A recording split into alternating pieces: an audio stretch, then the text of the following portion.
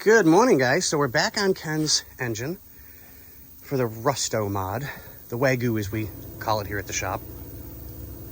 So today's been clean, scrub, unrust our bracketry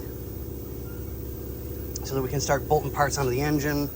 The water pump got done yesterday, so we've got to get that bolted on, get that in place.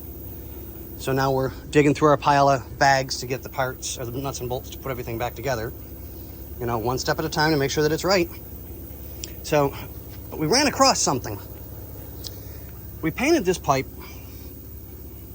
so that it would look good on the engine and not rusty and stuff like that. Well, after cleaning it,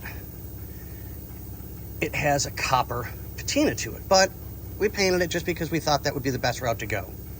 Well, then we mulled it over and we have an idea. We're not going to implement it yet, but we have an idea to do for just the lines, like your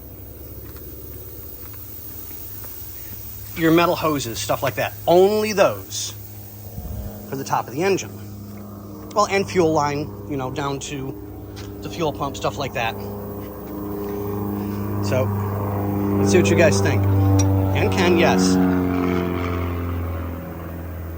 So all your metal lines, that color. Only the metal lines, nothing more.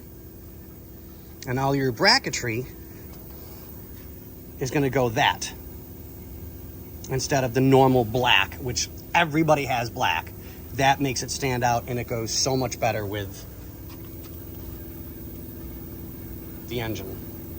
But that all looks really good together. So let us know what you think before we proceed, because of course we don't proceed without your go-ahead. And I would also, if you're interested, I'd like to outline the numbers and stuff like that on the block in white.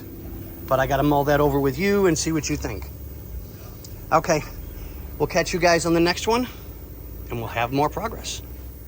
All right, so a little bit of paint, cleaned and painted it with aluminum paint, the color.